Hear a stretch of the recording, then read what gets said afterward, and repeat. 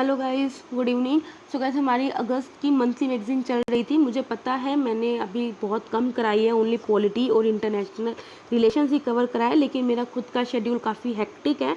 तो मैं अभी क्या कर रही हूँ, अभी मैं देखो कल्चर अभी आपको कंप्लीट कराऊंगी और स्कीमी न्यूज़ कंप्लीट कराऊंगी। ठीक है, तो ये दोनों टॉपिक्स मैं आपको अभी कंप्लीट करवाऊंगी इस वीडियो में। उसके नेक्स्ट वीडियो में हम स्टार्ट करेंगे न्यूज़ इन शॉर्ट। ठीक है, क्योंकि हम साइमल्टेनियसली सितंबर की मैगजीन को भी अब लेके चलेंगे, तो दोनों के टॉपिक्स को मैं एक दिन में कवर ऐसे करवाया करूँगी साइमल्टेनियसली। ठीक है, तो फर्स्ट हम स्टार्ट करते हैं अपने कल्चर टॉपिक से। ठीक है, तो भाई हमने तो ये पढ़ा था Lingaraj temple daily current affairs में। अभी क्या है, ओडिशा गवर्नमेंट ने रिसेंटली ये अनाउंस किया गया है कि वो क्या करेगी, रिफ्रेश करेगी, फेस लिफ्ट मतलब कि रिन्यू करेगी किसको, 11th सेंचुरी में बने लिंगराज टेम्पल को सिमिलर किसके, जो पहले मतलब कि जो 350 साल पहले जो उसका टेम्पल का जो स्ट्रक्चर था, वही सेम स्ट्रक्चर अब बनाएगी ओडिशा गवर्नमेंट ने। ये क्या करा है, अनाउंस किया है। देखो, जो पहले हम ये पढ़ लेते हैं लिंगराज टेम्पल के बारे में। इसको 11th सेंचुरी एडी में बिल्डअप किया गया था, किसके द्वारा, बाय किंग जजाति केशरी ऑफ द किस डायनेस्टी के, सोमावंशी डायनेस्टी के। उसके बाद कुछ वैल्यू एडिशंस किसने किया था, गंगा डायनेस्टी रूलर्स ने इसमें कुछ एडिशन किया था। इसमें क्या, जो टावर है उसकी जो हाइट है वो कितने 180 फीट है। और आपको पता ही है इसका जो टेम्पल आर्किटेक्चर है भुवनेश्वर में, वो Kalinga school of temple architecture है। देखो गाइस, मेनली दो तरह के आर्किटेक्चर होते हैं, एक नगाड़ा होता है, एक द्राविडियन होता है। नगाड़ा में जो नॉर्थ इंडियन के जो टेम्पल्स होते हैं उनमें नगाड़ा टाइप ऑफ आपको आर्किटेक्चर देखने को मिलेगा। लेकिन नगाड़ा का एक सब स्कूल है, that is the Kalinga school of architecture, जो आपको मेनली ओडिशा वेस्ट बंगाल की तरफ आपको देखने को मिलता है। जो ओडिशा के टेम्पल्स हैं वो mainly Kalinga school of architecture के स्टाइल में बने हुए हैं। टेम्पल जो कलिंगा स्कूल ऑफ आर्किटेक्चर के अंदर है, इसमें टेम्पल को हम 4 मेन होल्स में डिवाइड करते हैं। सबसे पहले गर्भगृह। जो गर्भगृह क्या होता है, जो मेन डीटी होते हैं, जो आपका भगवान होता है, उनकी जो मूर्ति है वहाँ पे रखी जाती है। सेकंड है याजना मंडप, मतलब कि यहाँ पे आप प्रेयर्स करते हो। नृत्य मंडप, नाम से पता चल रहा होगा, यहाँ पे आप नाच गाना करते हो, डांस एंड म्यूजिक हॉल होता है। भोगा मंडप ये होता है जहाँ पे आपको भोग प्रसाद आपको ऑफर किया जाता है, तो ये होता है। इसमें क्या, देखो इसके जो कार्विंग्स है, इस टेम्पल में जो कार्विंग्स है, मतलब कि जो रॉक कार्विंग्स की गई है, उसमें क्या डिपिक्ट किया हुआ है, मतलब जो उस वक्त क्या जो डेली लाइफ की जो एक्टिविटीज़ होती थी उन्हीं को डिपिक्ट किया हुआ है, उसके एक्टिविटी सेंटर। मतलब कि इस टेम्पल को आप प्लेस ऑफ वर्शिप की तरह तो यूज़ करते ही हो, लेकिन अपार्ट इसके में आपको यूज़ कर सकते हो for social and the cultural gathering. Lingaraj को हम स्वाम्भ्य भी बोलते हैं, that is a self originated Shivling. शिवलिंग इसको जो यहाँ बोलते हैं, इसको हरिहरा भी बोलते हैं। इसका मतलब ये है कि उड़ीसा में क्या करते हैं, शैविज्म और वैष्णविज्म दोनों को इकट्ठे सिग्निफाई करता है। ठीक है, अदर इस टेम्पल की अदर अट्रैक्शन क्या है, बिंदु सागर लेक है, जो इस टेम्पल के नॉर्थ साइड में लोकेटेड है। शिवरात्रि फेस्टिवल यहाँ का मेजर फेस्टिवल है, जो यहाँ सेलिब्रेट किया जाता है। टेम्पल ये नॉन हिंदूज़ के लिए ओपन नहीं है। ठीक है, तो ये थोड़ा एक्सेप्शन चीज़ है, ये टेम्पल नॉन हिंदूज़ के लिए ओपन नहीं है। लेकिन आपको फिर भी क्या, एक व्यूइंग प्लेटफॉर्म, मतलब कि आप इस टेम्पल को बहुत अच्छे से निहार सकते हैं, besides a wall offering a good view of the main exterior. Originally इसको इरेक्ट किया गया था फॉर अ विजिट बाय वाइजरे, जब लॉर्ड कर्जन ने विजिट किया था। ठीक है, अब हम थोड़ा Kalinga school of temple architecture के बारे में पढ़ लेते हैं। देखो, जो कलिंगा आर्किटेक्चर मैंने आपको ऑलरेडी बता दिया, नगाड़ा आर्किटेक्चर का सब स्टाइल है, जो एशियन कलिंगा रीजन में फ्लरिश हुआ था, जो कि present Odisha, West Bengal and northern Andhra Pradesh को रिप्रेजेंट करता है। इसके अंदर क्या है, देखो टावर शिखर बोलते हैं मेनली नगाड़ा स्टाइल में, ऑलमोस्ट वर्टिकल होता है before it curves near the stop. Shikhara मतलब कि देखो आपको पता है, शिखारा के इधर क्या होता है, मंडप होता है, जिसको जगमोहन डांस पवेलियन भी बोलते हैं। इस स्टाइल में क्या होते हैं, 3 तरह के टेम्पल्स होते हैं, दैट इज रेखा ड्यूला, पीथा ड्यूला, ककरा ड्यूला।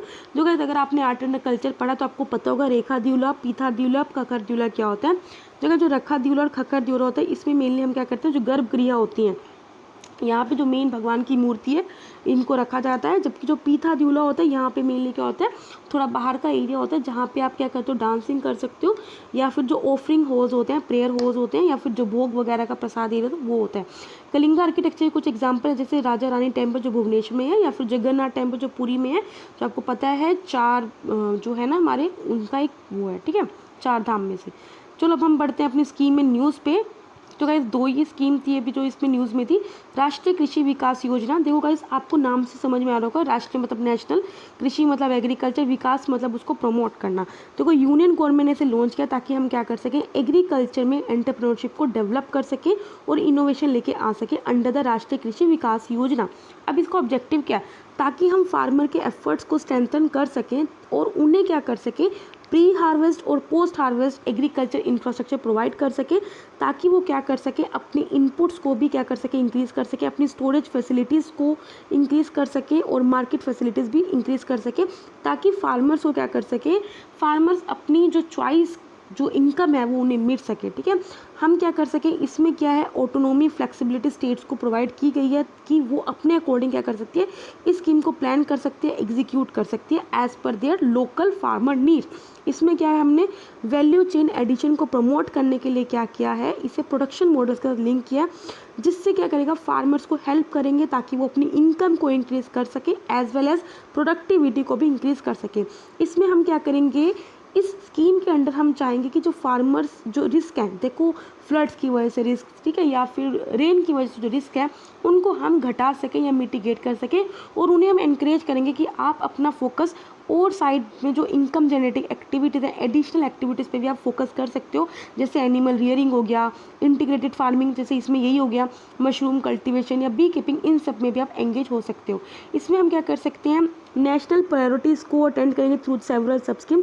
हम इसमें क्या करेंगे, स्किल डेवलपमेंट से फार्मर्स को एम्पावर कर सकते हैं कि किस तरह से आप एग्रीकल्चर में एंटरप्रेन्योरशिप और इनोवेशन को डेवलप कर सकते हो। ठीक है, अब देख सकते हैं फीचर्स क्या हैं। देखो सबसे पहले इसको 2016 में इनिशिएट की गई थी, किस मिनिस्ट्री के द्वारा, ministry of agriculture and farmer welfare. Again very important thing, ये अम्ब्रेला स्कीम है ताकि हम क्या कर सकें, एग्रीकल्चर और साथ में एग्रीकल्चर से रिलेटेड जो सेक्टर्स हैं उनको डेवलप कर सकें बाय अलाउइंग स्टेट्स को इसमें अलाउ है कि वो अपनी तरह से क्या कर सकते हैं, अपने डिस्ट्रिक्ट स्टेट एग्रीकल्चर प्लान के अकॉर्डिंग क्या कर सकते हैं, स्टेट डेवलपमेंट एक्टिविटीज़ को चूज़ कर सकती हैं। इसमें हमने क्या करा है, स्टेट क्या करेंगी, अपनी जो पब्लिक इन्वेस्टमेंट, स्टेट चाहेंगी कि आप ज़्यादा से ज़्यादा इन्वेस्ट करो इन एग्रीकल्चर एंड एलिड सेक्टर। ठीक, स्टेट का आपको कुछ फ्लेक्सिबिलिटी और ऑटोनॉमी प्रोवाइड की गई है ताकि वो क्या कर सकें, प्रोजेक्ट्स को क्या कर सकें, सेलेक्ट कर सकें, प्लान कर सकते हैं, एग्जीक्यूशन कर सकें। मतलब देखो ये नो डाउट यूनियन गवर्नमेंट के द्वारा इसको इशू की गई है, लेकिन इसमें मैक्सिमम जो ऑटोनॉमी है वो किसको दी गई है, स्टेट्स को दी गई है, क्योंकि आपको पता है हर स्टेट के जो फार्मर्स होते हैं उनकी नीड्स अलग अलग होती हैं। तो ताकि हम हर स्टेट क्या है, अपनी स्टेट के फार्मर्स के अकॉर्डिंग प्रोजेक्ट को प्लान कर सके, सिलेक्ट कर सके, उसके लिए हमने क्या किया, स्टेट को ऑटोनॉमी ज़्यादा दी गई है। इसमें क्या डिसेंट्रलाइज प्लानिंग दी है फॉर एग्रीकल्चर एलिड सेक्टर, जो स्टेट्स के द्वारा इनिशिएट की जाएगी through district agriculture plan and the state agriculture plan based on their agro climate condition, availability of technology and the natural priority. इसको रिसेंटली क्या renew किया गया as Rashtriya Krishi Vikas Yojana, remunerative approaches for agriculture and allied region. मतलब कि देखो पहले इसका नाम सिर्फ क्या था, राष्ट्रीय कृषि विकास योजना, लेकिन अब इसको रिन्यू करके इसका नाम क्या रखा है, राष्ट्रीय कृषि विकास योजना रफ्तार। 3 साल के दौरान 2017 से लेकर 2017 से लेकर 2020 के लिए। इसके अंडर क्या हमारा जो मेजर फोकस होगा वो किस लिए होगा, pre and post harvest infrastructure पे बिसाइड्स।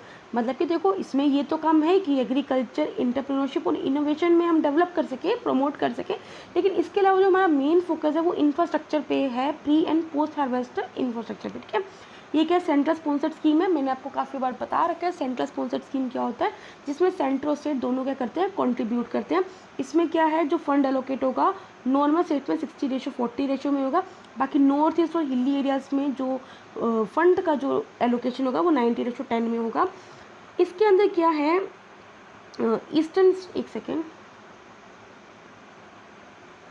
किया जाएगा, देखो जो 70% जो फंड एलोकेट होगा ताकि हम स्टेट्स को एज अ ग्रांट प्रोवाइड की जाए अंडर द रेगुलर राष्ट्रीय कृषि विकास योजना। इसके अलावा क्या है, जो राष्ट्रीय कृषि विकास योजना की रफ्तार के अंदर जो स्पेशल सब स्कीम्स हैं ऑफ नेशनल प्रायोरिटी, उसके अंदर 20% आपको फंडिंग प्रोवाइड की जाएगी।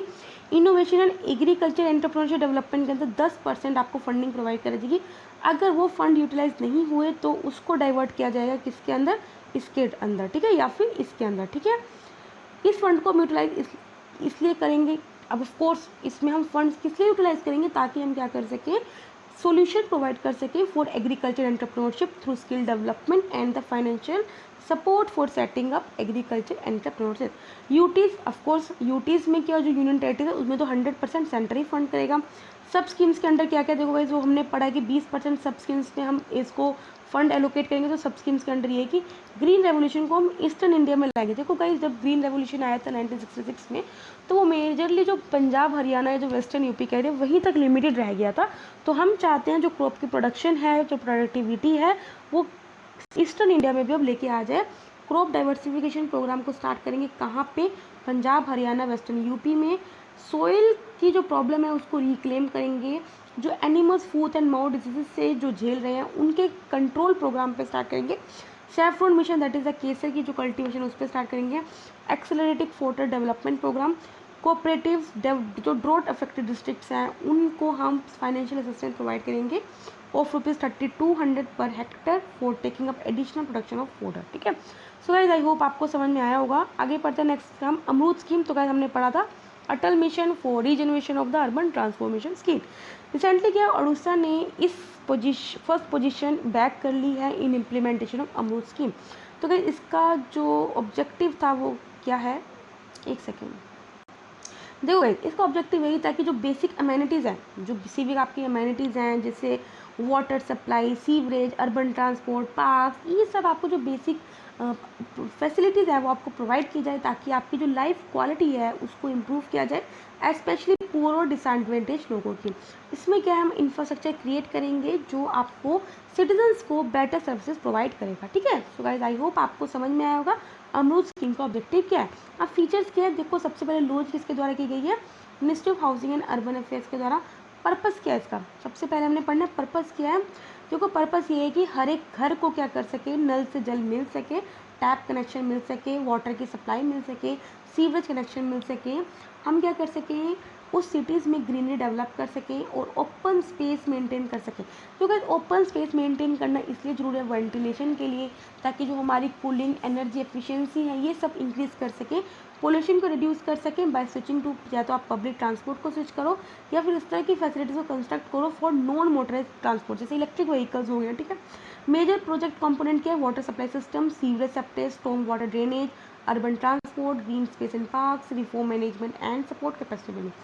इससे पहले क्या जो ministry of housing and urban affair है उसने क्या किया था, देखो सबसे पहले क्या होता था, हर एक प्रोजेक्ट को मतलब कि प्रोजेक्ट बाय प्रोजेक्ट सेंक्शन होता था, लेकिन फिर बाद में क्या किया, इसको रिप्लेस करके क्या कर दिया, साल में एक बार क्या स्टेट एनुअल एक्शन प्लान को अप्रूव कर देते थे। उसके बाद क्या करते हैं, अब जो प्रोजेक्ट बाय प्रोजेक्ट सेंक्शन चाहिए होता है अब वो क्या करते हैं, वो स्टेट करते हैं। मतलब कि अब आपको सेंटर के पास बार बार सेंक्शन लेने के लिए नहीं जाना पड़ता। सेंटर क्या करती है, एक बार में स्टेट एनुअल एक्शन प्लान को अप्रूव कर देती है। अब जो आपको प्रोजेक्ट बाय प्रोजेक्ट सेंक्शन है वो कौन करती है, स्टेट करती है। इससे क्या हो जाए, स्टेट को इक्वली इसमें पार्टनर किया गया है ताकि आप स्टेट भी क्या करेंगी, प्लानिंग करेंगी, प्रोजेक्ट्स को इम्प्लीमेंट करेंगी, ताकि हम कोऑपरेटिव फेडरलिज्म की जो स्पिरिट है उसको हम क्या कर सकें, प्रमोट कर सकें। इस मिशन में 500 सिटीज़ कवर हैं। इसमें वही सिटीज़ वो सिक्स सब कवर हैं जिनकी पॉपुलेशन 1 लाख से ज़्यादा है और नोटिफाइड म्यूनिसिपलिटीज़ हैं। जो इस सिटीज़ की कैटेगरीज हैं जो अमरूद के अंडर सेलेक्ट की गई हैं, that is all cities and town जिनकी पॉपुलेशन 1 लाख से ज़्यादा है, या फिर नोटिफाइड म्यूनिसिपलिटीज़ एज़ पर 2011 के सेंसस, इंक्लूडिंग इसमें कैंटोनमेंट बोर्ड्स भी हैं। ठीक है, सभी कैपिटल सिटीज़, सभी टाउन्स ऑफ स्टेट, सभी यूनियन टेरिटरीज, वो जो इसके अंडर कवर नहीं है वो इनमें कवर होंगे। वो सिटीज़ वो टाउन जिनको हेरिटेज सिटीज़ क्लासीफाई किया गया किसने, ministry of housing and urban affairs, वो भी इसके अंडर क्या है, कवर्ड है, जो हाईडेज स्कीम के अंडर कवर है। 13 सिटीज़ और टाउन्स जो रिवर्स, जो मेन रिवर्स हैं उनके ब्रांच पे पड़ता है, जिनकी पॉपुलेशन 75,000 और 1 लाख से बीच में है। 10 सिटीज़ हिली स्टेट से आइलैंड या टूरिस्ट डेस्टिनेशन की, उनको भी हमने कवर किया। ठीक है, सेंट्रल स्पॉन्सर्ड स्कीम है, प्रोजेक्ट को फंड किया गया था अमंग जो स्टेट्स और यूनियन टेरिटरीज के बीच में जो प्रोजेक्ट फंडिंग है वो 50-50 वेटेज में जाएगी and is given to the urban population of east. ठीक है, तो आई होप आपको समझ में आएगा। तो इस तरह से हमने क्या किया, 2 छोटे छोटे टॉपिक्स कंप्लीट कर लिए हैं। नेक्स्ट वीडियो में मैं क्या करूँगी, पहले जो न्यूज़ इन शॉर्ट्स होती हैं जो 40-45 न्यूज़ हैं उनको मैं कवर करूँगी। उसके बाद हम फर्दर क्या अपनी economy, environment and science and technology section पर कवर करें। ठीक है, तब तक के लिए बाय, टाटा।